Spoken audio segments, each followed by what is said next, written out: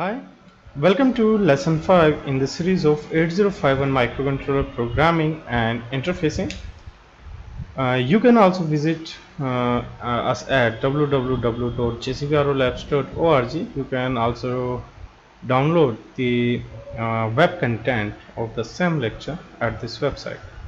In this video, in this lesson, we'll talk about how to calculate delay and how to use delay inside 8051 microcontroller assembly language, or how to provide delay using instructions only. So let's first talk about what exactly we mean by a delay.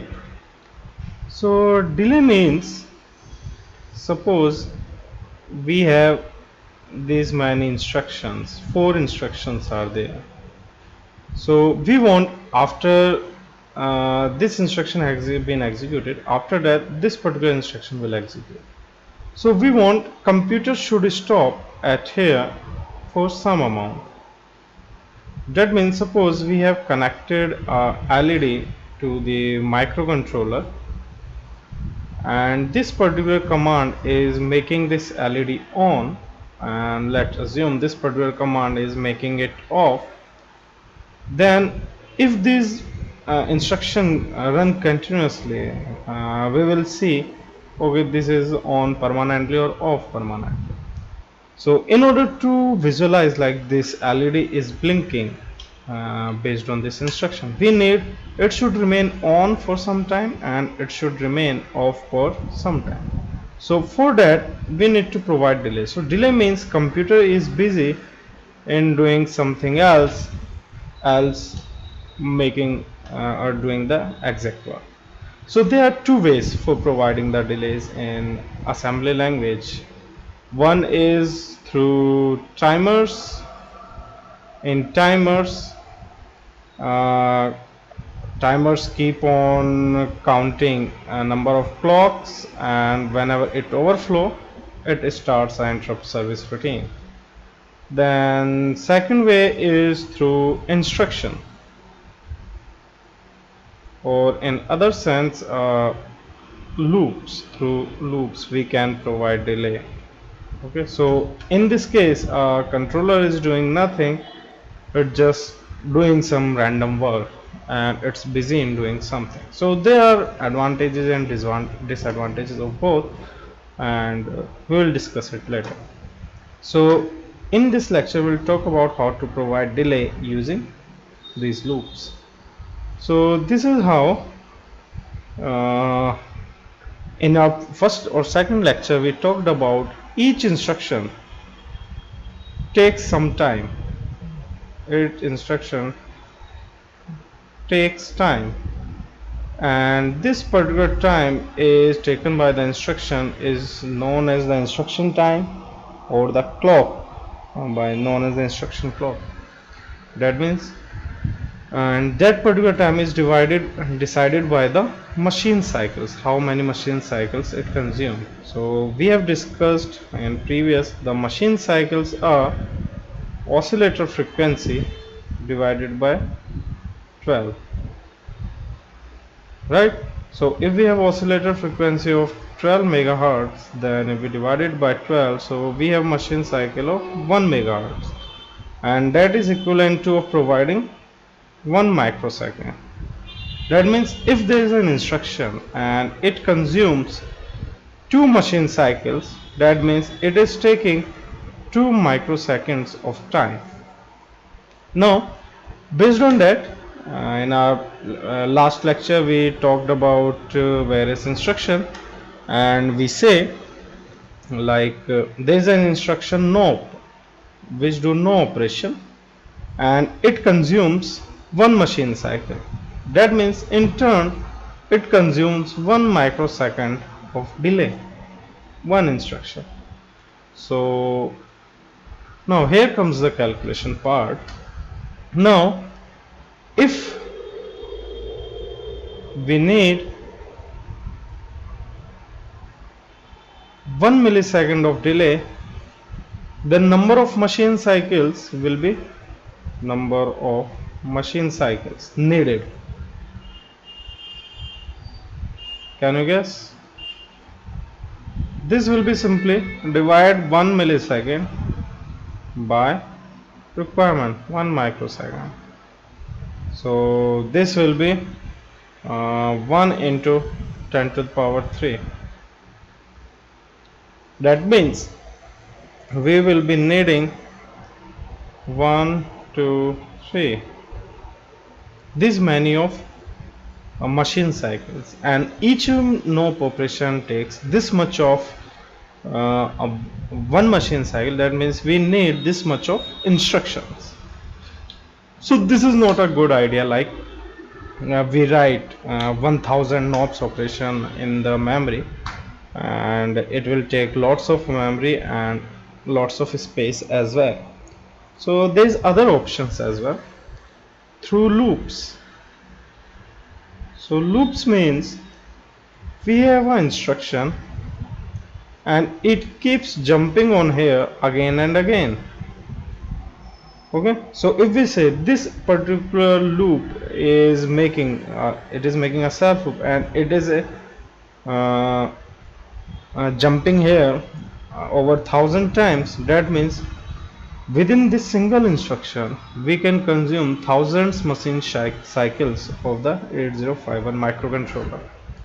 So in order to make such loops, we have instructions, jump instructions. So we can make a self address of the jump instructions to make loops of specific numbers. So there is a normal command djnz. A djnz command is there, which is used for jump. What does it do? It decrements the content of the register, of any register, and jump wherever it is redirected. Suppose we have redirected it here, so it will jump here. So now this particular one instruction, we can keep on like this, consumes this instruction, takes 2 machine cycles. So now if we write like this, here djnz r0 comma here. So this particular command will keep on decreasing the content of R0 until it reaches 0 and jumps here. So it is a kind of self loop. And if we put R0 is equals to 100, so how many times this instruction will run? So this instruction will run 100 times, and total time delay or total machine cycles will be consumed by this instruction will be, because this instruction takes 2 machine cycles. When it runs once, it is running 100 times, so it will take 2 into 100 equals to 200 machine cycles, and one machine cycle consumes 1 microsecond.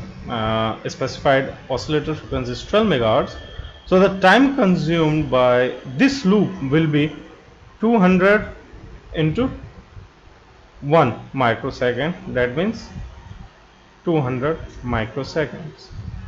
So this particular instruction with R0 content equals to 100 takes 200 of microseconds.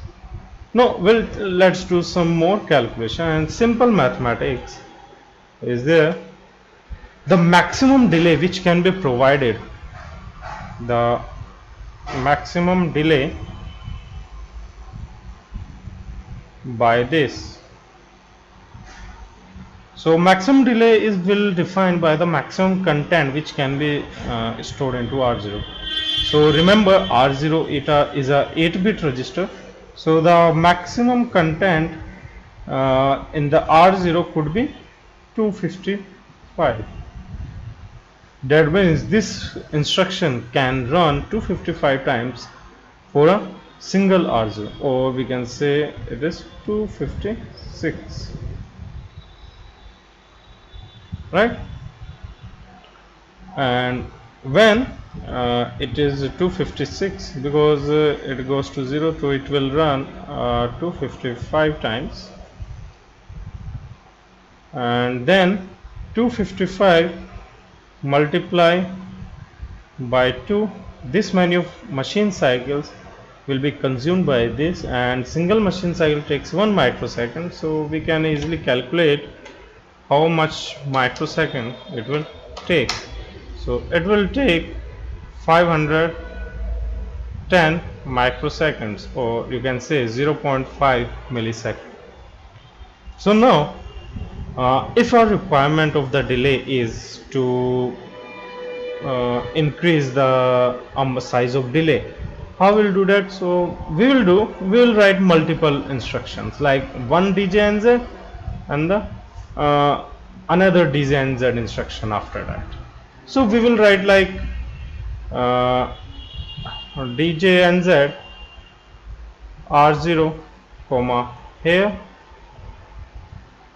and it will be keep on jumping here, and then DJNZ R1 comma here 1, and in here 1 what we will do, we will transfer move R0 comma hash 255, and let's start with move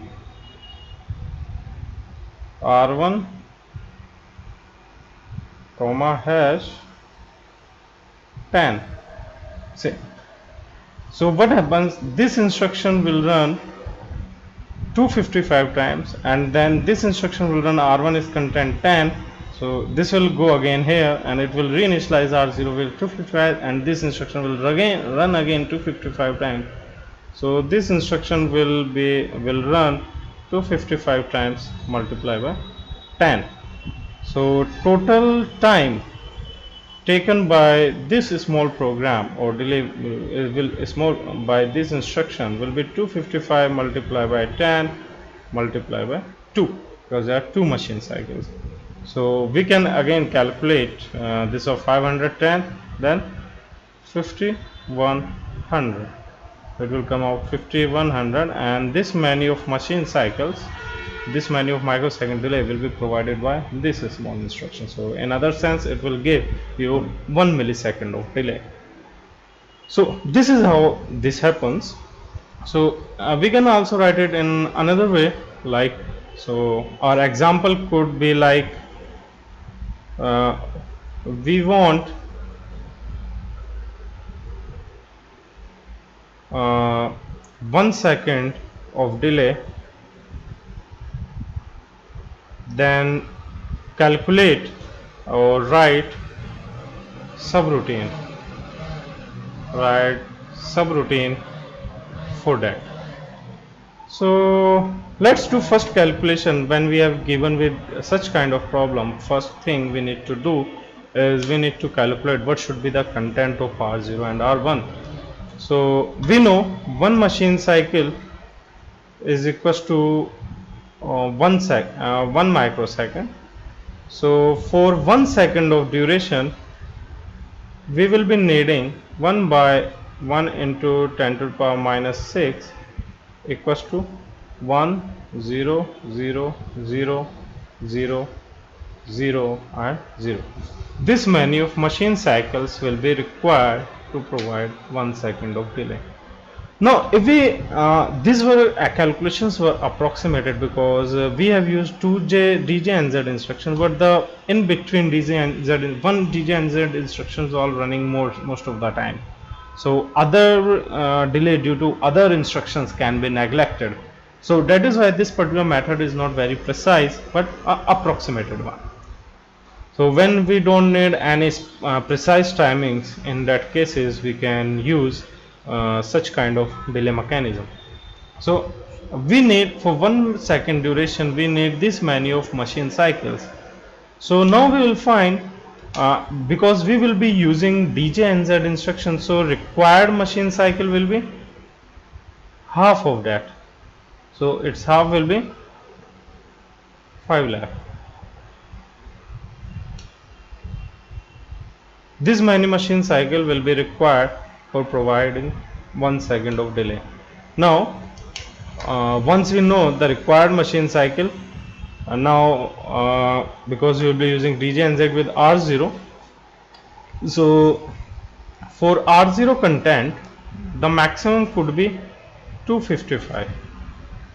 Now for finding the content of the R1, divide this 50,000 or 5 lakh by 255 and let's calculate it.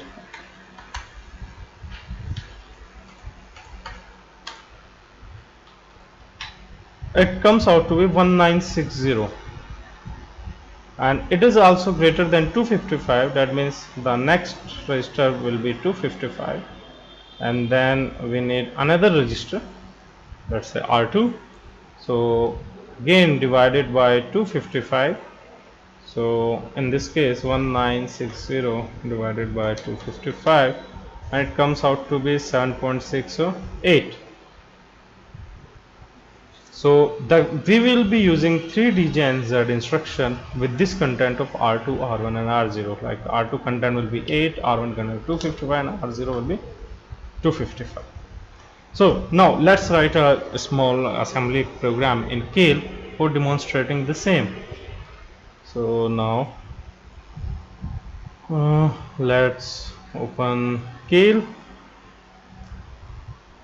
Yeah, here it is. Again we'll write a new project and we'll go into computer, laptop.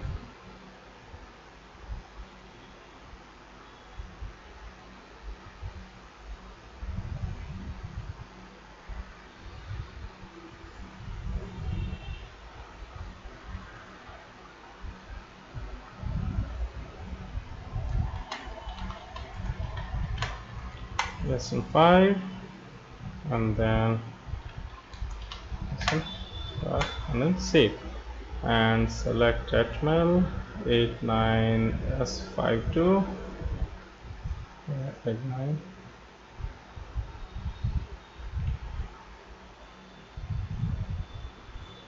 and same procedure for writing it, and then save this one.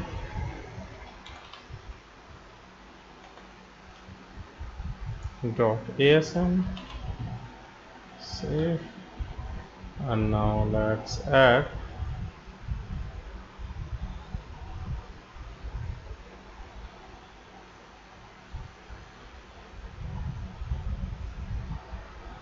okay and save it.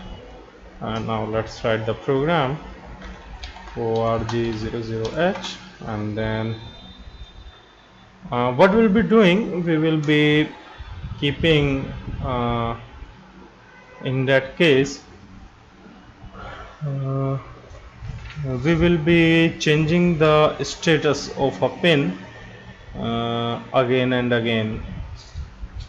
So say we have P1.1 and we will be changing the status between 1 and 0 at a gap of 1 second. So in other sense, we are generating a square wave onto the pin 1.1 with a delay of 1 second.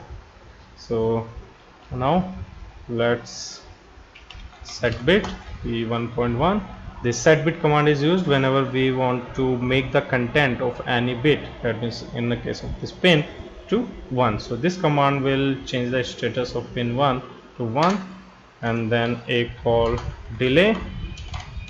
So now we'll write a delay subroutine here, and as we know we'll be needing, so let's say 08, then move R1 comma hash 255, and then move R0 comma hash 255, and then here DJ and Z R0 comma here. Now next instruction DJ and Z R1 comma here 1, max it 0, and here it is, here 1, makes it here 2, and then again after that we have djnz r2 comma here 2. So in this case, what is happening, when this instruction goes to 55 times, this instruction will reinitialize R0, and when this R1 goes again, this instruction will reinitialize R1 again, and again this also keeps on happening. So this particular instruction actual running 255 multiplied 255 times 8. So for every instruction, after every instruction subroutine, we need to call ret return command, and then at the end we will write end command. So these are fixed, return and end. Now we are taking clear p1.1, and then again we are calling delay because it will again make it a stop, and then because we want to generate continuously, so we will jump to again. So we'll jump here again. So how the code will work, this instruction will run, then delay subroutine will be called, then complement, then delay subroutine will call, and then it will jump again here. So let's compile it, and everything goes fine. So now okay, we have not set several other aspects. Let's go for option 1, target set here 12 megahertz, because the calculation which we did, those were based on by assuming the oscillator frequency of 12 megahertz. And then the output will say check the create hex file, and then okay. Now let's save it and again compile it, and then go to start and stop debugging mode, and then let's see, we can also check the input output peripherals from here. So input output peripherals port 1, because this is p1.1, so this particular bit will be set and reset. So let's set run, then delay, it's 0, then delay sjmp, and it's set. So this is working fine, but we are something is missing, because we are not able to find like how much delay is being produced here. Okay, so for that we have another tool in KEIL, that is the logic analyzer. In new versions of this KEIL, this you will find this logic analyzer in some of other sub menu, so just find it out. It is available there. So in logic analyzer window, now in logic analyzer window we'll set up, let's make it like this so that it becomes clear to us. So let's set window tile vertically, yeah. So here in logic analyzer we first need to set up, and go to setup, and then create here new insert, and type here p1.1 and press enter. From here you can set its color, it's currently red color, and then you can set it bit, okay, and then okay, close. Now we'll run it, check, okay, it's 1 and then 0, and then again 1 and then 0. Well, now it's not clear, so go into zoom section and zoom out, and you will find, okay, this is a transition, so make a more zoom out option. Okay, these are the waves which have been produced, so let's say a little bit zoom, yeah, and let's make it here. Let's again, so first it will create one, created one, and it will provide delay for this much of duration of pin is 1, and now it is delay is being provided clear, and now delay is being provided, so it will again to 0 for this much time of duration. Now you can check how much duration is being there. So let's zoom in a little bit. First click on here and it will tell you the time, at what time it is bit is set, and then make the cursor here. It will give you delta time, and some of the information will be provided here. In the delta you will get the difference between these two, and right now it is coming out to be 1.047. so if you further zoom in, you can get a more precise delta of it. It is 1.4047. So the approximated delay is of 1.05 second. So that is nearly approximated to 1 second, and as we discussed, that is why this is an approximate method of providing a delay. So this is how we can create a delay between two commands in 8051 microcontroller. And if this particular delay command is used effectively, then we can generate different kind of signals at the output pins. So I hope this is clear. In our next video we'll talk about pin description of the 8051 microcontroller and the simulation part of the same on other simulators, and we'll also discuss about the hardware on which we'll be performing all the experiments on the hardware as well. So that's it for this video. Thank you.